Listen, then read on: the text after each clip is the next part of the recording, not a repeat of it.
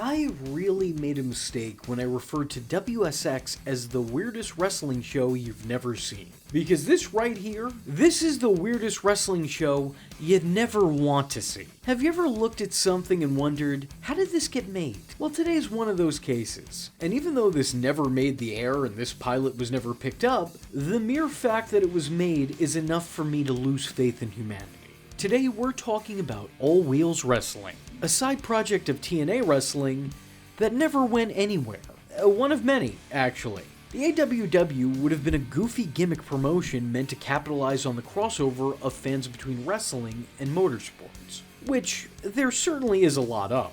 A decent amount of the time, I think you'll find that the same people who attend wrestling events might attend a NASCAR show. But just because they share some fans doesn't mean they should be sharing a brand. Combining the two very different fields of entertainment appeal to fans of neither, and does a massive disservice to both. If you're a wrestling fan, you probably won't like the show. And if you're a car fan, well then you definitely won't enjoy this. This has nothing to do with that. It's not an actual marriage between two entertainments, it's more so just hand-holding if anything else. There's not actually a lot of collaboration between the two questionable sports. This is just professional wrestling with a motorsports presentation. Who asked for this? And why would they? It's really as silly as it sounds. And as stupid as it looks. The wrestlers who were familiar names were now renamed and dressed up as if they were auditioning for the next pro wrestling's greatest secrets. The show is riddled with sports bits from former NASCAR drivers and champions of their craft, but because I don't know anything about car races, this means nothing to me. Which I imagine is how pure NASCAR fans would feel when watching these wrestling matches take place. What I will compliment this show on is making it feel like an actual event. With the involvement of so many famous faces from Octane fandom. I applaud it for that. However, I shun it for everything else. This was a dumb idea, but the execution of it, from a production standpoint, made the product feel like it was something special. And they did what they could to try to emulate that racer aesthetic, from showing the competitors in their casual team wear in interviews, to having the teams dressed in over-the-top colorful attires. So they go from acting like race car drivers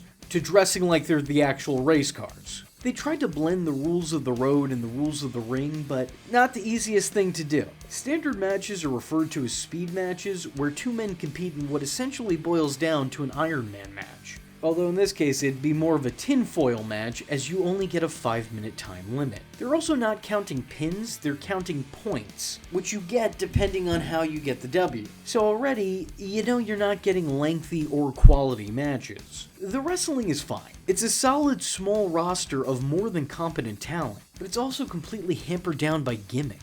And matches are rushed through before they could even really tell a story. The outlandishness of the mere premise of this promotion takes center stage and easily overshadows everything else, including an Ultimate X match main event. The show consists of 3 matches. 2 speed matches featuring the renamed Jay Lethal, RPM, taking on the former Daivari, Dubai. The wrestler formerly known as Sanjay Dutt, now known as Swag D, facing off against the Human Cyclone, better known as the guy who stabbed John Cena that one time. And the previously mentioned Ultimate X match was now renamed the Big Air Challenge, a match which contained all 4 men. Each man represented a stable, and that stable represented different motorsports and styles of wrestling. Team Octane represented drag racing and pure babyface nature. Team Defiance represented street racing and heelish antics, doing whatever they could to win. Team 720 represented boarding of all kinds and high flyers.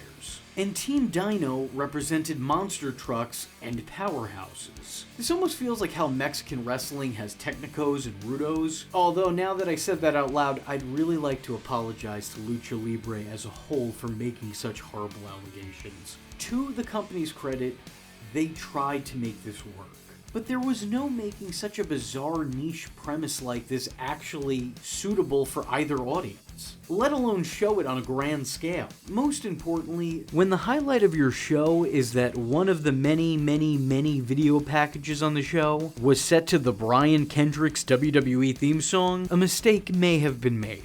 Overall, I think this was a problem conceptually. And no matter what they did or how they executed this, it was always going to be just a bad idea. And that is what would have been the AWW.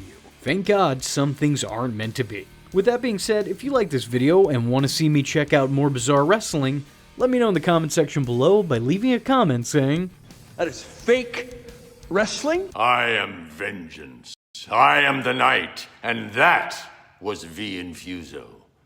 Just remember, if you're not tuning in, then you're missing out. So, if you like the words that came out of his mouth hole, and you too would like to become a V-generate, don't forget to like and subscribe. Thanks for watching, nerds! And if you're not joining the fun, you're in for one bad day.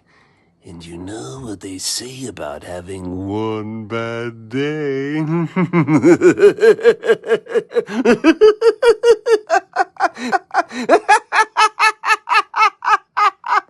Catch him next time. Same bat time. Same bat channel.